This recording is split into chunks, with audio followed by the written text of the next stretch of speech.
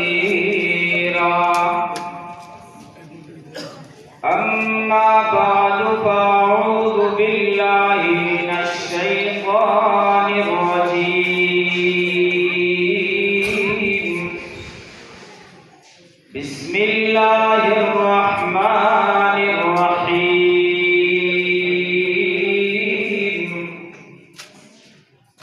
لقد من الله على المؤمنين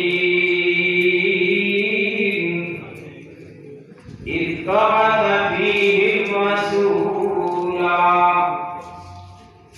رسولا من أنفسهم يتلو عليهم آياته ويزكيهم ويعلمهم الكتاب والحكمة وإن كانوا من قبل لفي ضلال مبين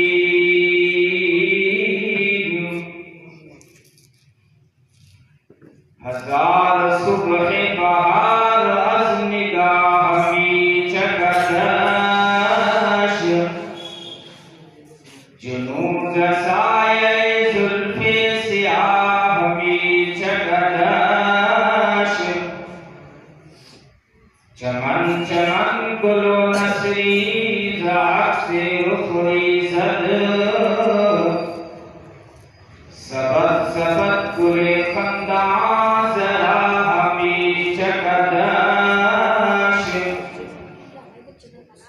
بپیشگاه جمالش جلال سر بسجود چه خندا و چه تبسم کے جا همی چکدش صد آفتاب بزیر گریب میرخشند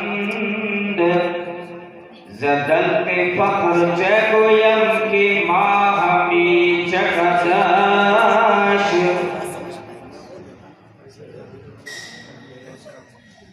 جناب صدر قابل صدر احترام علماء کرام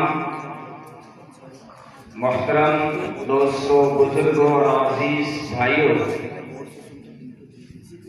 اللہ تبارک و تعالیٰ کے بے شمار انعامات اور احسانات ہیں کہ جس نے ہمیں دین کی نسبت سے قرآن کی نسبت سے جمع ہونے کی توفیق عطا فرمائی۔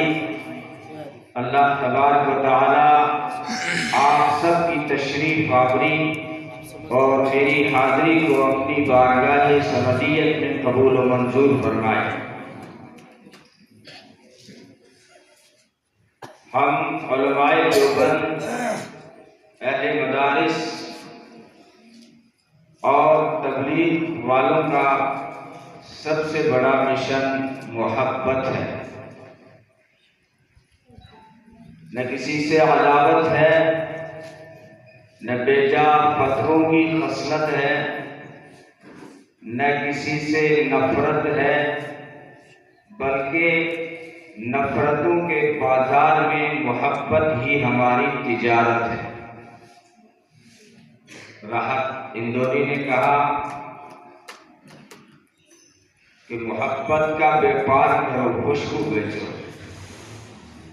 محبت ہم سب کی ضرورت ہے، کیا انسان کیا حیوان، سب محبت کی مقدس زنجیروں میں جکڑے ہوئے ہیں۔ روح ارضی کا ذرہ ذرہ محبت کا منبع و مرکز ہے۔ اگر محبت کے پاکیزہ عناصر سے روح ارضی خالی ہو جائے تو یہ دنیا تاریکی و ظلمات کا گہوارہ بن جائے۔ تو محبت کی اشد ضرورت ہے۔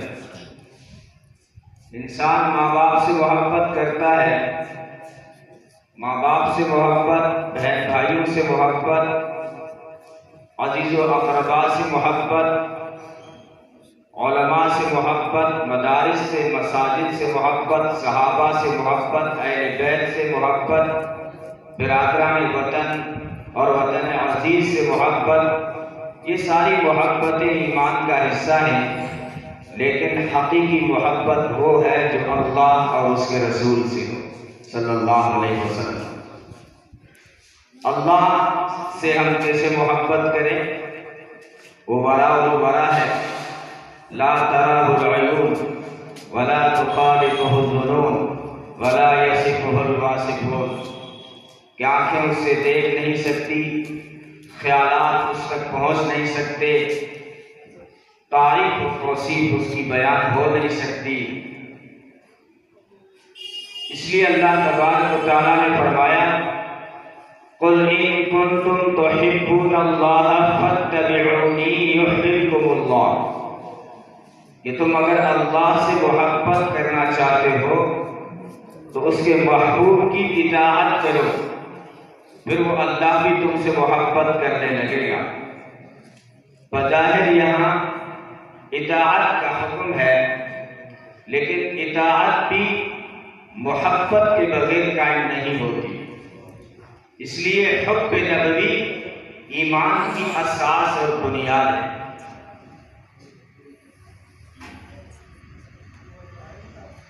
اچھا، ہم نبی سے محبت کیوں کریں؟ کیونکہ انسان جب بھی کسی سے محبت کرتا ہے تو 4 اسباب ضرور دیکھتا ہے۔ سب سے پہلے یہ دیکھتا ہے کہ میں جس سے محبت کر رہا ہوں، میرے محبوب سے میرا تعلق کیا ہے، میرا رشتہ کیا ہے۔ تو ہم جب نبی سے محبت کرنے لگتے ہیں تو عقل، چونکہ عقل عیار ہے، سو بھیس بدل لیتی ہے۔ نبی سے ہمارا رشتہ کیا ہے، تعلق کیا ہے؟ تو قرآن نے کہا النبی اولیٰ بالمؤمنین من انفسہم وازواجہ امہاتہم، کہ نبی کا تعلق اور رشتہ تمہاری جان سے بھی زیادہ ہے۔ وہ دیکھیے عدالت اور نبوت ساتھ ساتھ جا رہی ہیں۔ ہاں، آج بھی صداقت، عدالت، نبوت سب ساتھ ساتھ ہیں۔ تو عدالت نے عرض کیا اللہ کے رسول، آپ میری جان چھوڑ کر ہر چیز سے زیادہ محبوب ہیں۔ نبی پاک صلی اللہ علیہ وسلم نے فرمایا بات بنی نہیں۔ تو عدالت اپنی ضمیر کی عدالت میں چلی گئی اور فوری فیصلہ دیا کہ اللہ کے محبوب آپ میری جان سے بھی زیادہ محبوب ہیں۔ تو فرمایا عمر بن خطاب اب بنی نہ بات کہ اب ایمان مکمل ہوا۔ تو قرآن کہتا ہے کہ نبی کا تعلق تمہاری جان سے بھی زیادہ ہے۔ وَأَزْوَاجُهُ أُمَّهَاتُهُمْ، ان کی بیویاں تمہاری مائیں ہیں۔ تو جس کی بیوی ہماری ماں ہو تو وہ ہمارے کیا لگتا ہے؟ ابا، اگرچہ یہ اصطلاح قرآن نے پسند نہیں کی، ما کان محمد ابا احد من رجالکم ولکن رسول اللہ وخاتم النبیین، محمد عربی صلی اللہ علیہ وسلم تم مردوں میں سے کسی کے باپ نہیں، لیکن ماں باپ کیا ہوتے ہیں؟ ماں باپ محمد عربی صلی اللہ علیہ وسلم کی جوتیوں کے تسموں پہ قربان۔ تو انسان ماں باپ سے محبت کرتا ہے اور کہتا ہے کہ یہ میری دنیا میں آنے کا سبب و ذریعہ بنے ہیں۔ تو انسان جو تیرے وجود کا سبب و ذریعہ بنے ہیں، اگر ان سے محبت تیری عقلی بھی ہے، ایمانی بھی ہے اور طبعی بھی ہے، تو پھر ان سے محبت کیوں نہ ہو جو ساری کائنات کے وجود کا سبب و ذریعہ بنے۔ کونین کی تخلیق کا آقا تو سبب ہے، اسلام کا مفہوم تیرے در کا ادب ہے، طٰہٰ سے آیا ہے تیری سیرت کا قصیدہ، واللیل تو آقا تیری زلفوں کا لقب ہے صلی اللہ علیہ وسلم۔ کتاب فطرت کے سر ورق پر جو نام احمد رقم نہ ہوگا تو یہ نقش ہستی ابھر نہ سکتا، وجود لوح و قلم نہ ہوتا، تیرے غلاموں میں نمایاں جو تیرا عکس کرم نہ ہوتا، تو بارگاہ ازل سے تیرا خطاب خیر الامم نہ ہوتا، نہ روح حق سے نقاب اٹھتا، نہ ظلمتوں کا حجاب اٹھتا، فروغ بخش نگاہ عرفاں اگر وہ چراغ حرم نہ ہوتا، یہ زمین نہ ہوتی، فلک نہ ہوتا، عرب نہ ہوتا، عجم نہ ہوتا، یہ محفل کون و مکان نہ ہوتی اگر وہ شاہ امم نہ ہوتا صلی اللہ علیہ وسلم۔ اور اقبال نے بھی کہا یہ پھول نہ ہوتا تو کلیوں کا تبسم بھی نہ ہوتا، یہ گل نہ ہوتا تو بلبل کا ترنم بھی نہ ہوتا، یہ نقش ہستی پہ بچے سب پریشان رہتے، رخت بردوش پہ سب دست و گریباں ہوتے، خیمہ افلاک میں پھر سے تشدد ہوتا، بزم توحید کے نعروں میں تردد ہوتا، نہ دشت و جبل توحید کے خودی کھاں ہوتے، نہ مزین تیرے ذکر سے بیان باں ہوتے۔ کتاب فطرت کے سر ورق پر جو نام احمد رقم نہ ہوتا، حضور آئے تو سر آفرینش پا گئی دنیا، اندھیروں سے نکل کر روشنی میں آ گئی دنیا، سطح چہروں کا زل اترا، بجھے چہروں پہ نور آیا، حضور آئے تو انسانوں کو جینے کا شعور آیا۔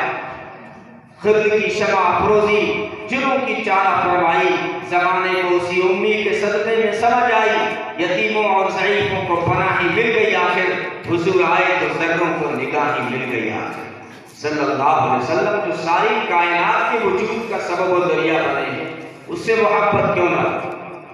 دوسرا مختصر بات کروں گا، دوسرا سبب جو انسان دیکھتا ہے وہ دیکھتا ہے کہ میرے محبوب کا مجھ پہ احسان کیا ہے۔ انسان دیکھتا ہے کہ کیوں میں اس سے محبت کروں، اس کا مجھ پہ احسان کیا ہے۔ الانسان عبد الاحسان، انسان احسان کا غلام ہوتا ہے۔ تھوڑی سی کسی نے چائے پلا دی یا کچہری میں سارا لگا دیا تو ساری زندگی اس کے سامنے آئیں بائیں سائیں کرتا ہے، یہ اس کی فطرت ہے۔ تو اگر تو احسان سے دبتا ہے تو نبی پاک صلی اللہ علیہ وسلم کی ذات اقدس سارے احسانات کا خلاصہ ہے، بلکہ احسانات خداوندی کا عنوان جلی ہے۔ ساری انسانیت نبی پاک صلی اللہ علیہ وسلم کے احسانات کے آگے دبی ہوئی، چھپی ہوئی، خمیدہ گردن اور سر نگو ہے، کیونکہ جس وقت نبی پاک صلی اللہ علیہ وسلم دنیا میں تشریف لائے اس وقت انسانیت ختم ہو چکی، مٹنے کا اس نے ارادہ خود کر لیا، وہ دوزخ کے کنارے پہ کھڑی تھی، وہ حیوانیت کی حدود میں داخل ہو چکی تھی۔ نبی پاک صلی اللہ علیہ وسلم نے آ کر اس انسانیت کا، گرتی ہوئی انسانیت کا ہاتھ تھاما، جس کو قرآن نے بیان کیا، وَاذْكُرُوا نِعْمَةَ اللَّهِ إِذْ كُنتُمْ أَعْدَاءً فَأَلَّفَ بَيْنَ قُلُوبِكُمْ فَأَصْبَحْتُمْ بِنِعْمَتِهِ إِخْوَانًا وَكُنتُمْ عَلَى شَفَا حُفْرَةٍ مِّنَ النَّارِ فَأَنْقَذَكُم مِّنْهَا۔ یاد کرو اس وقت کو جب اللہ نے تم پہ اپنا خصوصی انعام کیا کہ اللہ